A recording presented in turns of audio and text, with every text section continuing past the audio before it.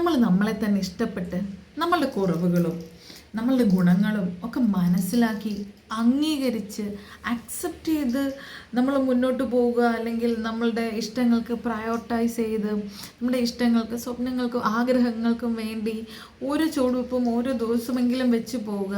അല്ലെങ്കിൽ ഒരു perfect ആവാനോ മറ്റുള്ളവരായിട്ട് compare ചെയ്യാനോ ശ്രമിക്കാതെ ഒരു ബെറ്റർ വേർഷൻ, ഇന്നലകളിലെ നമ്മളിൽ നിന്ന് നാളെകളിലെ നമ്മളിലേക്ക് ഒരു ബെറ്റർ വേർഷൻ ആവാൻ വേണ്ടി നമ്മൾ ഓരോ ചുവടുവെപ്പും വയ്ക്കുക.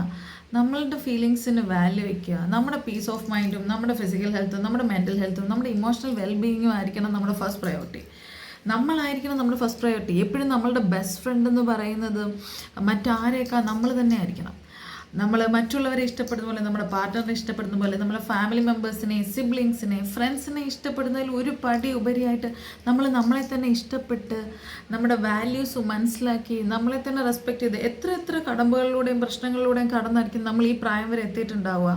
അതിനെയൊക്കെ നമ്മൾ മനസ്സിലാക്കി അതും കടന്ന് ഞാൻ ഇന്ന് ഇവിടം വരെ എത്തിയിരിക്കുന്നു, എന്നെ കൊണ്ടത് സാധിച്ചു എന്ന് നമ്മുടെ ഓരോ പ്രോബ്ലംസും ഓരോ ഫെയിലിയറും നമ്മൾ ഓരോന്ന് ടീച്ച് ചെയ്യായിരുന്നു. നമ്മൾ ഓരോന്ന് പഠിച്ച് ഇന്നത്തെ നമ്മളിലേക്ക് എത്തി നിൽക്കുന്നു എന്നുള്ള സത്യം മനസ്സിലാക്കി നമ്മുടെ ഹാപ്പിനെസ്സിൻ്റെ കീ മറ്റൊരാൾക്ക് കൊടുക്കാതെ അതിൻ്റെ ഫുൾ റെസ്പോൺസിബിൾ പേഴ്സൺ ഞാനാണ്. എൻ്റെ ഹാപ്പിനെസ് ഡിസൈഡ് ചെയ്യുന്നത് ഞാനായിരിക്കണം.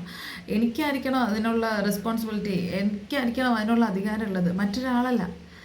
അങ്ങനെ നമ്മളെ തന്നെ നമ്മൾ മനസ്സിലാക്കി ചെറിഷ് ചെയ്ത് നറിഷ് ചെയ്ത് ഓരോ ദിവസവും ഒരു ബെറ്റർ പേഴ്സൺ ആവാൻ എഫേർട്ട് എടുത്ത് നമ്മളുടെ ഇമോഷൻസിലേക്കോ അല്ലെങ്കിൽ നമ്മളിലേക്കൊരു നമ്മളോട് തന്നെ കൈൻഡായിട്ടിരിക്കുക, റെസ്പെക്റ്റ്ഫുള്ളായിരിക്കുക, വാല്യൂ വയ്ക്കുക, പ്രയോറിറ്റൈസ് ചെയ്യുക, സ്വയം ഇഷ്ടപ്പെടുക.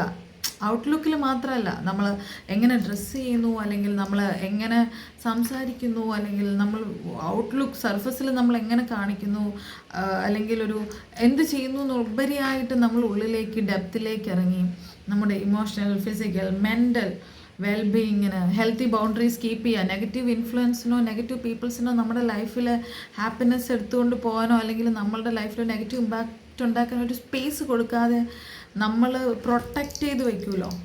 അങ്ങനെ ഒരു പീസ്ഫുൾ സ്റ്റേജിലെത്തി നമ്മളൊരു നല്ല വേർഷൻ ആക്കാൻ വേണ്ടി നമ്മൾ ശ്രമിക്കുമല്ലോ. അതിനായിട്ട് നമുക്കൊരു ടെമ്പററി മോട്ടിവേഷൻ കൊണ്ട് പറ്റില്ല. നമ്മൾ ഒരു പെർമനൻ്റ് ആയിട്ടുള്ള ഒരു constant feeling and emotional mental change, അങ്ങനെ ഒരു ആറ്റിറ്റ്യൂഡ്, മൈൻഡ് സെറ്റ് ചേഞ്ച്, ഇവയെല്ലാം കൂടെ ചേരുന്ന ഒന്നാണ് സെൽഫ് ലവ്.